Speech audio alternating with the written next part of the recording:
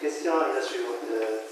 Vu que les sanctions annoncées par la justice, pour que ces gens-là qui sont sanctionnés, que leur acte ne soit pas repris une deuxième fois, et vu que ces sanctions-là ne sont pas assez répressives, est-ce qu'il y a des lois, des projets pour renforcer, durcir ces lois contre ces gens-là?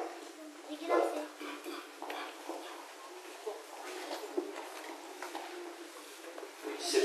C'est pas les lois qui prévoient des peines trop faibles. C'est que en France, cette question, mais pour d'autres aussi, le principe qu'il faut défendre, c'est le principe de l'individualisation des peines. C'est-à-dire qu'en France, la loi, lorsqu'elle punit un délit, elle dit vous encourez 1 an de prison. Et quand vous passez devant le juge,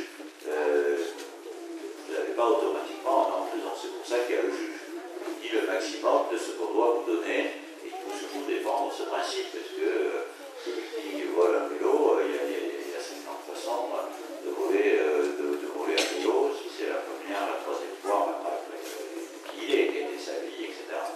Donc là, c'est pareil. Le maximum qui est prévu est déjà très haut. Il y a simplement une pratique.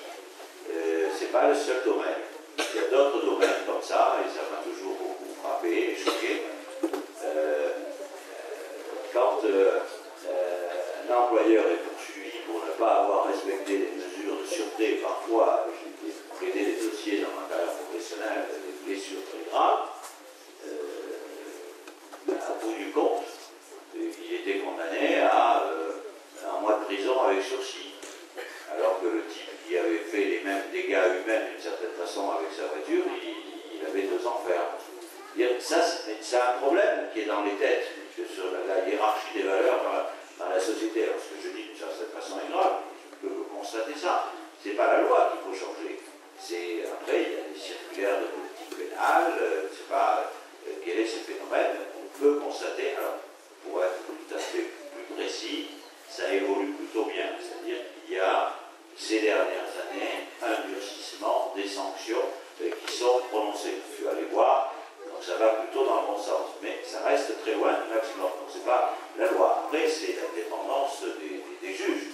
Je ne vais pas dire ce que j'ai dit du contrat républicain et puis vous expliquer que la meilleure façon, ce serait que les juges soient aux ordres. Ça fait aussi partie des grands principes et que nous, on fait la loi, le Parlement fait la loi, mais qu'après, c'est le juge qui, en toute indépendance, applique cette loi. Il n'y a pas aujourd'hui besoin de la modifier. En tous les cas, du point de vue du volume des peines, il y a une évolution qui est plutôt positive, mais qui devrait, à mon avis, être renforcée.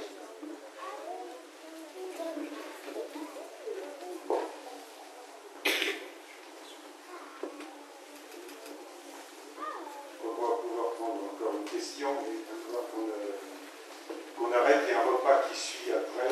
Et ça fait 2 heures de débat passionnant. Moi, je crois qu'il ne faut pas qu'on se sépare sans être venu voir l'arbre de Noël. Ça serait bien dommage de partir sans être venu voir ce qu'il représente. Parce que je trouve que celui où ça qui a eu l'idée, il est génial. Voilà, mais il faut venir le voir de près, cet arbre de Noël.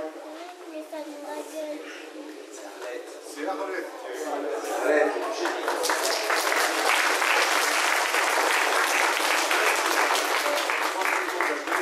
Bon, je pense que nous pouvons arrêter là.